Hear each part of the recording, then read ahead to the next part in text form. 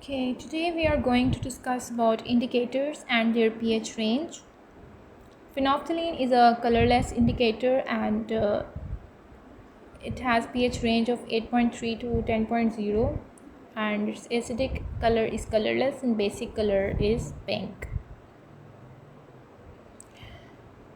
We have another indicator that is bromothymol blue. Acidic color is yellow and pH range is 6 to 7.6. Basic color is blue. Phenol red, it has acidic color yellow and basic color is basically red. So 6.8 to 8.0 is its pH range. Methyl orange, it has red color in acidic medium and yellow color in basic medium. 3.2 to 4.4 is its pH range. Strong and weak acids. The extent of ionization and acid dissociation constant Ka can be used to distinguish between strong and weak acids. The strength of an acid is generally expressed in terms of acid ionization constant. Consider the case of ionization of a journal acid HX in water. In this aqueous solution, the established equilibrium may be represented as follows. The equilibrium constant K for ionization process is H3O positive X negative divided by HX H2O. So when we take H2O to other side, K concentration of H2O is equal to H3O positive X negative divided by HX. Since water is a solvent and it is present in excess, therefore its concentration may be regarded as constant. Thus KH2O is another constant and is designated as Ka. Thus KH2O is equal to Ka, which is equal to H3O positive X negative divided by HX. Ka is termed as the acid dissociation constant. It is measure of the extent to which an acid is ionized or dissociated at the equilibrium state. It must be kept in mind that acid dissociation constant Ka is dependent on temperature. Therefore, the value of Ka should be mentioned along with the temperature at which Ka was determined. Dissociation constant Ka of acetic acid in water at 25 degrees C is 1.8 into 10 to the power minus 5. So, it depends upon the temperature and Ka value for the water at 25 degrees C is 1.8 into 10 to the power minus 5. So the greater the value of Ka, the stronger is the acid. The value of Ka are usually inconvenient numbers, therefore for convenience these values are converted to pKa values. And the relationship between Ka and pKa is pKa is equal to minus log Ka. Since pKa refers to the negative logarithm of Ka, smaller the value pKa, stronger shall be the acid, because smaller pKa value corresponds to greater Ka value.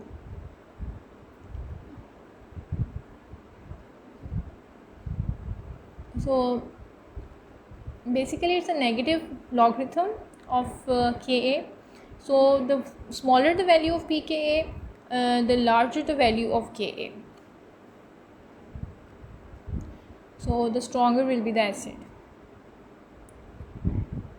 Now we have some Ka and pKa value for different acids. Perchloric acid HCl4 has minus 10 pKa value.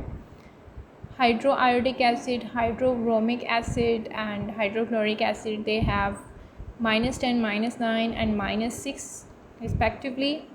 Sulfuric acid, hydrofluoric acid, formic acid, benzoic acid, acetic acid, phenol and water. So we can see that the pKa value is continuously increasing and the Ka value is continuously decreasing. So water is very less acidic as compared to the acids that we have, sulfuric, hydrochloric and acetic acid. So it all depends on the Ka values. Which acid is stronger, HCl or HF? So here the HCl is stronger.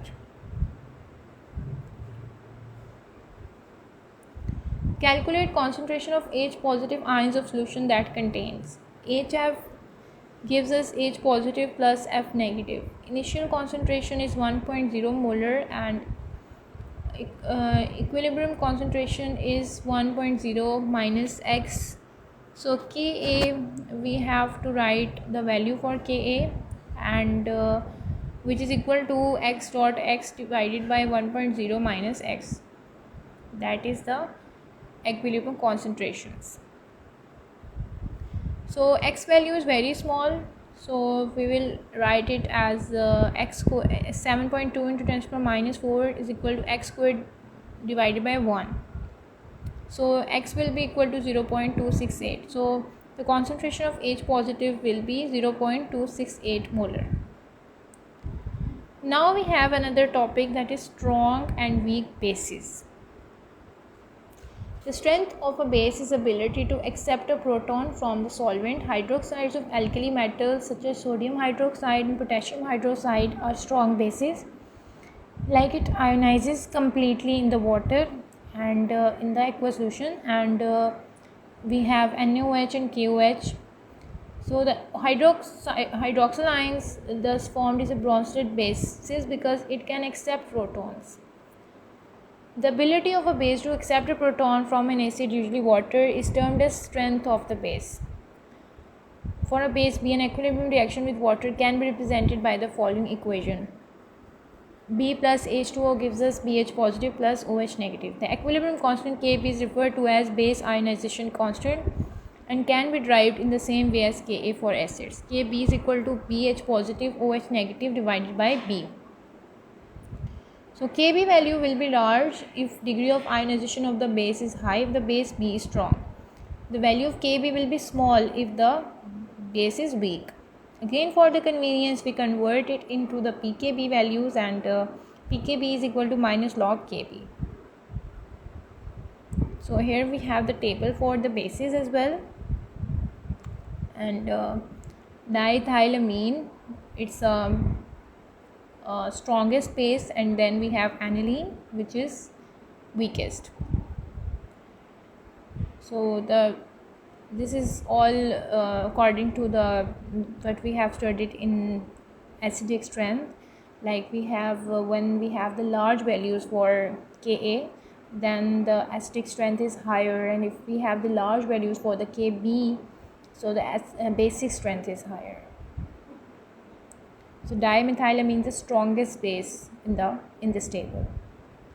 Now we have another important topic, that is buffer solutions and their applications.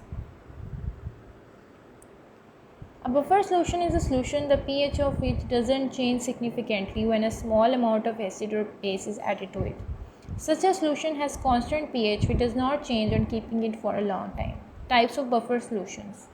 There are two types of buffer solutions. First is when mixing the weak acid and a salt of it with a strong base.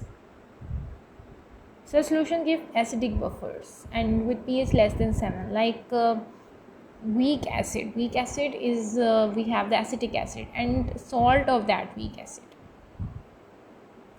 with a strong base. And it's an acidic buffer. And by mixing a weak base and a salt of it with a strong acid, like we have the weak base NH4OH and NH4Cl. NH4Cl comes with when we react this NH4OH with the strong acid, that is HCl. So we got NH4Cl, that is ammonium chloride, and it's a basic buffer. Its pH is more than 7. Now we have the calculation of pH of buffer solution. The concentration of conjugate base in the reaction mixture is predominantly supplied by the salt, which is a strong electrolyte. Therefore, assuming the concentration of conjugate base equal to that of salt and original concentration of acid as equilibrium constant, pH of a buffer can be calculated. The following examples explain the calculation associated with buffer solutions. pH of a buffer can be calculated by using Henderson-Hasselbalch equation. Okay, for acidic buffers we have the pH is equal to pKa plus log salt, concentration of salt divided by concentration of acid. And for the basic buffers we have POH is equal to pKb plus log concentration of salt divided by concentration of base.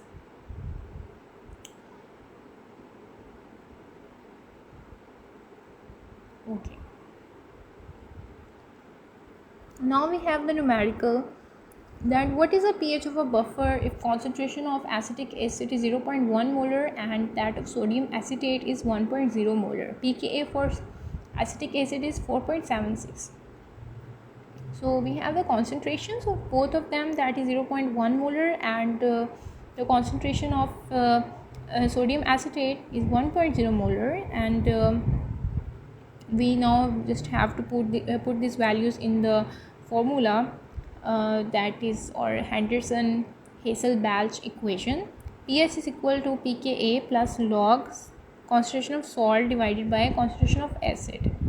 So pH is equal to pKa, which is 4.76, plus log, so 1.0 divided by 0.1, so it is the 10 by 1, as log of 10 is equal to 1. So pH is equal to 4.76 plus log of 10, which is 1.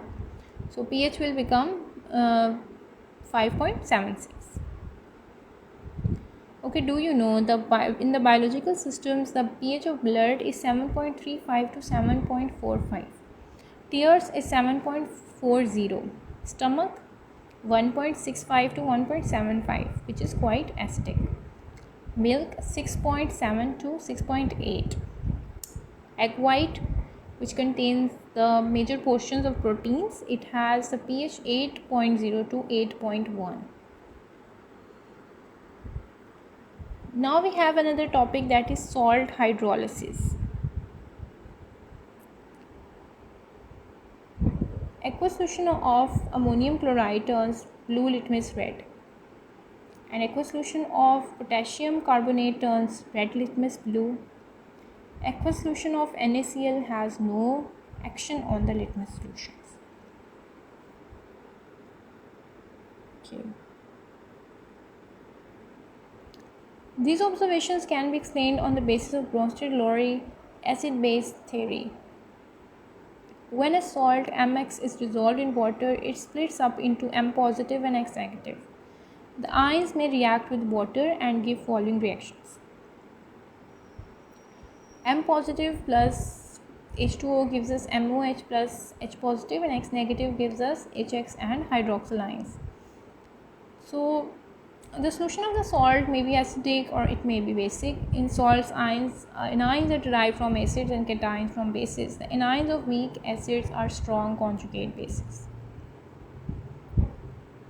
and such anions react with water, producing basic solutions.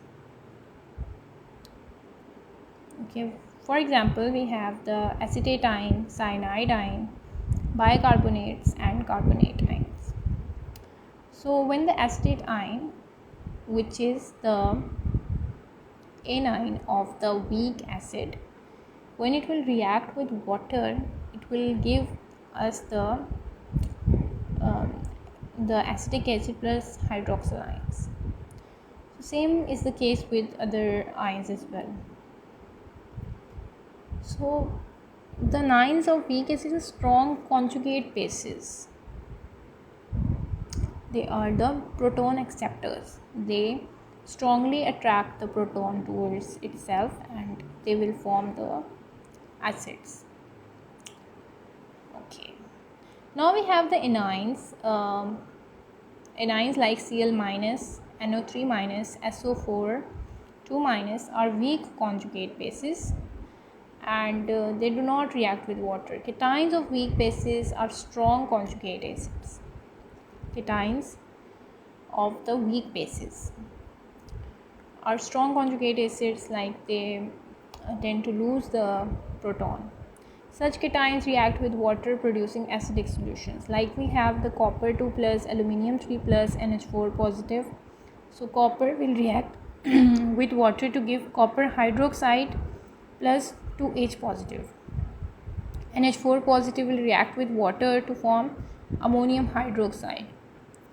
And these are the cations of weak bases, and they are strong conjugate acids. So they are producing the bases. Cations like Na positive, K positive, Ca2 positive, Mg2 positive are so weak conjugate acids that they do not react with water. These reactions are called hydrolysis reactions. The chemical reaction of cations and anions of salts with water is called the hydrolysis. Hydrolysis is different from hydration. In hydrolysis, HOH bond is broken, whereas in hydration, water molecules adds up to a substance without bond breakage. So the difference in the hydrolysis and hydration is that hydrolysis the HOH bonds are broken, and in the hydration simply the water is added up in the substance without any bond breakage. There are 4 types of salts on the basis of their reactivity with water. Salts of strong acids and strong bases like NaCl, Na2SO4, KNO3. In the NaCl, it is derived from HCl and NaOH. NaOH is a strong base and HCl is a strong acid. So it's a salt of strong acid and base. Salts of weak acid and strong bases like we have CH3, COONA, NaCN, Na2S.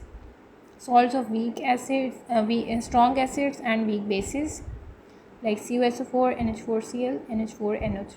Salts of weak acids and weak bases. But the resulting solution is neither neutral, acidic or basis. This depends upon the relative values of Ka and Kb. Okay. Like we have the example here for the NH4CN, NH4NO2. Alright. So in this table they are actually written these statements. They have given the examples, and solution pH for the acidic solution is less than 7, for basic more than 7, for the neutral it's equal to 7, and for the weak salts of weak acids and weak bases, so pH may be equal or smaller or greater than the 7. Solubility, product and precipitation reactions.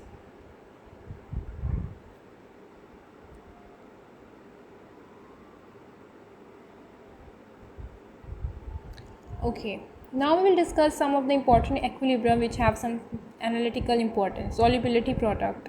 When an excess of sparingly soluble ionic compound is mixed with water, some of it dissolves and the rest of the compound settles to the bottom. A dynamic equilibrium is reached between an insoluble solid compound and its ions.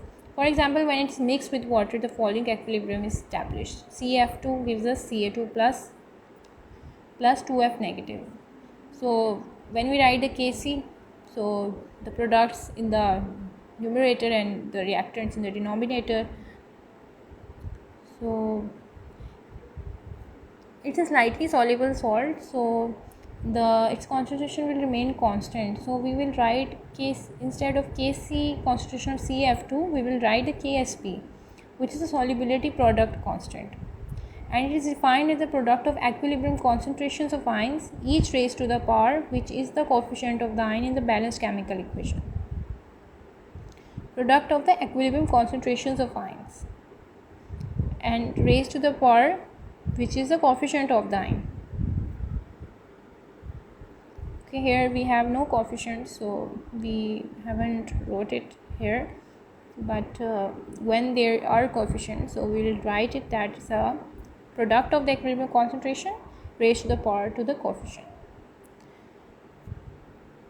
Like we have AMBN gives us MA plus NB. So Ksp will be equal to A raised to the power M, B raised to the power N.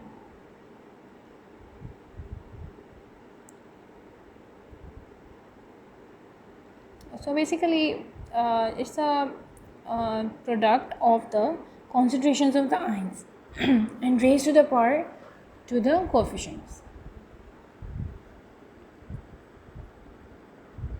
This means the solubility product constant is equal to the product of the equilibrium concentration of ions, each raised to the power equal to the number of such ions in the formula unit of the compound. Now, what are precipitation reactions? In the previous section, we have considered solids dissolving in solution. Now, we will consider the reverse process, the formation of a solid from solution. An aqueous reaction that takes place when two or more solutions are mixed together, yielding a solid insoluble substance, is called precipitation reactions. When two or more solutions are mixed together, the solid insoluble substance is made, and this reaction is the precipitation reaction. In this section, we will show how to predict whether a precipitate will form when two solutions are mixed. We will use the term ion product. It is obtained by substituting initial concentrations instead of equilibrium concentration in the expression of Ksp. For example, ion product expression for solid CaF2 is given by. So the ion product is equal to initial concentration of calcium multiplied by initial concentration of fluoride. If we add a solution containing calcium ions to a solution containing fluoride ions, precipitates may or may not form. To predict whether a precipitation occurs, we compare the ion product and Ksp, that is solubility product. There are two possibilities. If the ion product is greater than the solubility product, precipitation occurs and will continue until the concentration satisfies Ksp. And if it's smaller, then precipitation doesn't occur. Okay, we have another numerical. The solubility of silver bromide is 7.1 into 10 raised to the power minus 7 molar at 25 degrees C. Calculate its Ksp. So AgBr gives us Ag positive plus Br. So the concentration is for AgBr, Ag positive, Br negative is 7.1 to 10 raised to the power minus 7. So we have to put these values, and the solubility product will be 5.041 into 10 raised to the power minus 30. Okay, now we have the last topic of this chapter, which is common ion effect. It's an important topic, and this is basically the phenomena that is occurring when there are acid and basis reactions. An interesting situation arises when a weak electrolyte and a salt containing common ion are present simultaneously in aqueous solution. For example, in a solution of weak acid, hydrofluoric acid, that has Ka value 7.2 into 10 to the power minus 4, its salt sodium fluoride produces a common ion. Okay, when we have an aqueous solution and we have HF, so it will ionize into H positive and F negative, and we have the salt of that ion, which is NaF, that acid. It's a salt of HF, NaF, and when it will ionize, it will also generate F negative. So F negative is a common ion in these two reactions.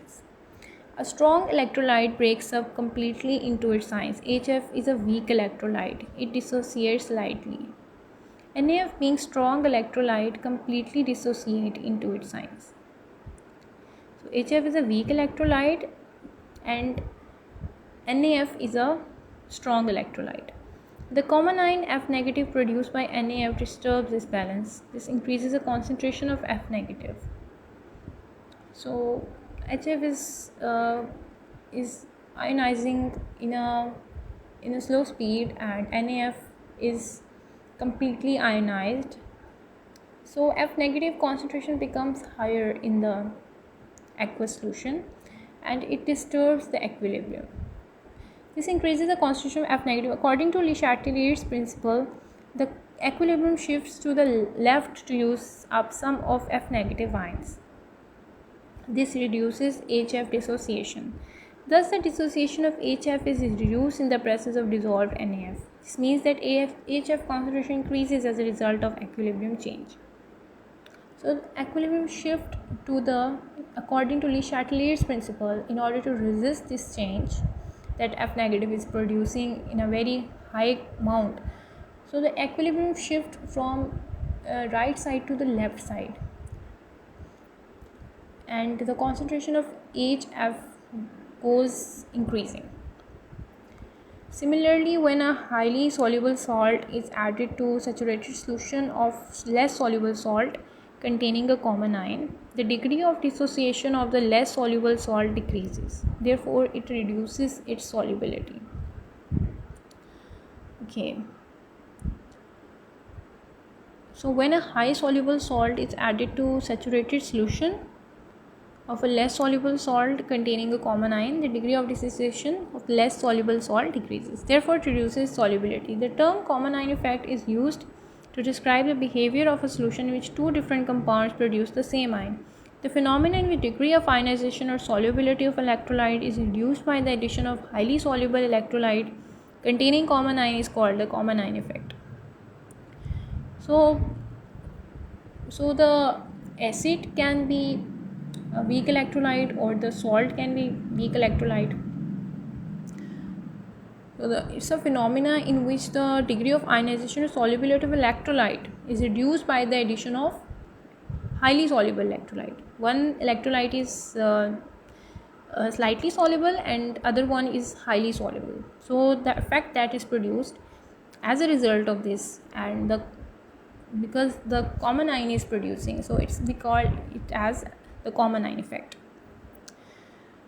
Okay, we have the example 9.8. Potassium perchlorate is moderately soluble in water, and when highly soluble KCl is added to it, to the saturated solution of KCl, it causes increase in the concentration of K positive. So KCl4 is moderately soluble, KCl is highly soluble. So according to Le Chatelier's principle, K positive ion will react with ClO minus ions to form KClO4. This will suppress the ionization of KClO4, thus it will precipitate out. And this is also a very major point, that due to the high concentration of KCl4, it will precipitate out. It will not get soluble in the water. When HCl gas is passed through the saturated solution of NaCl, which is brine, it increases the concentration of Cl negative ion.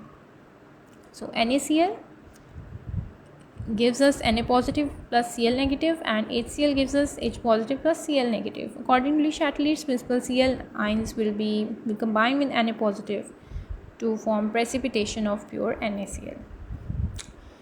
So this is all about acid-base chemistry. Thank you for listening.